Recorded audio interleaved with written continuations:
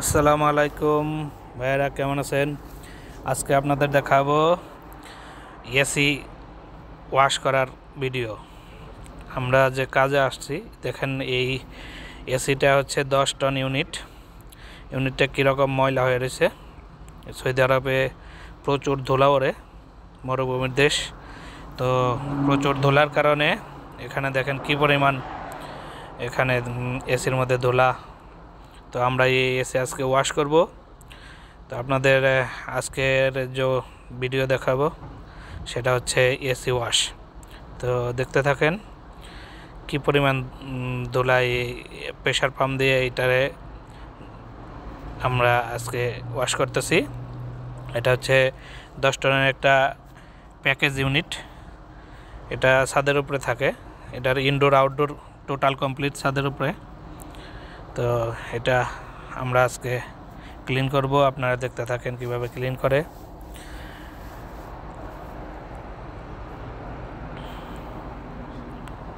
এখানে টোটাল 4টা ইউনিট আছে, 10 টনের একটা ইউনিট, আরেকটা এখন যেটা দুইটা আছে এটা হচ্ছে 5 টনের ইউনিট।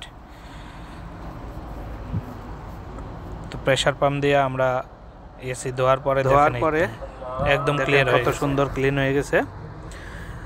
সৌদি আরবে একটা নিয়ম কি, আপনার শীত হোক চাই গরম হোক, প্রতি 3 মাস পর পর এখানে এসি ওয়াশ করায়। তো এখন হচ্ছে শীতের টাইম, তারপরেও দেখেন কি পরিমাণ ধুলা এসির মধ্যে ছিল। এটা হচ্ছে প্রেশার পাম্প, আমরা এই পাম্প দিয়েই ওয়াশ করে থাকি। দেখেন এখন হচ্ছে ইনডোর ইউনিটে ক্লিন করা হচ্ছে। ইনডোরের যে কয়েলটা আছে, যেটা কুলিং হয়, এই কুলিং কয়েলটা এখন ওয়াশ করা হইতেছে ভিতর দিয়া, একদম পুরা নিট অ্যান্ড ক্লিন করে।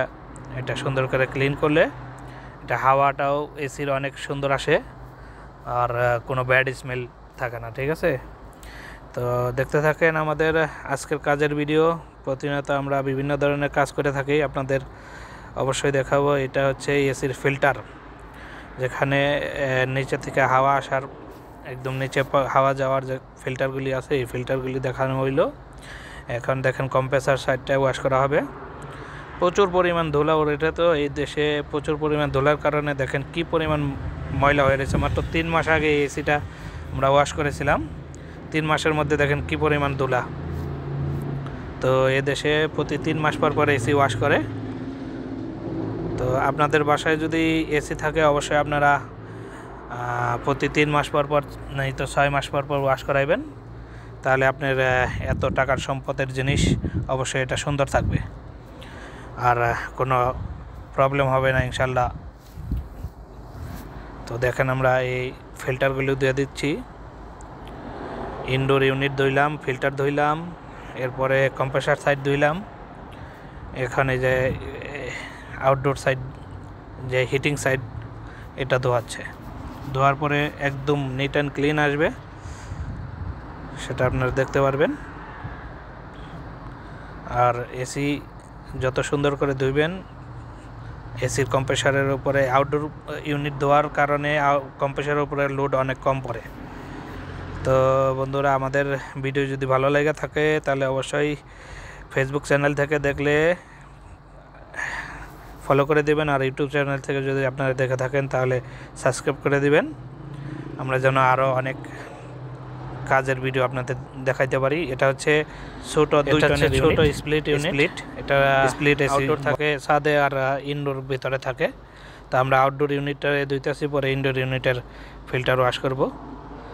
হ্যাঁ, তো আমাদের চ্যানেল আপনাদের ভালো লেগে থাকলে সাবস্ক্রাইব করবেন। দেখেন ধোয়ার পরে একদম নিট অ্যান্ড ক্লিন। 3 মাস পরে আমরা আবার সার্ভিসিং করব, আবার এরকম ময়লা হয়ে যাবে। সৌদি আরবে ধুলাবালু, মরুভূমির দেশ তো একটু বেশি ওড়ে। দেখেন এই ইনডোর কয়েলটা কত সুন্দর ক্লিন হয়েছে। তো আমাদের ভিডিও বেশি বেশি লাইক করবেন, কমেন্টস করবেন, আর আমাদের উৎসাহ দেবেন। আমরা আরও ভালো ভালো কাজের ভিডিও আপনাদের দেখাবো ইনশাল্লাহ।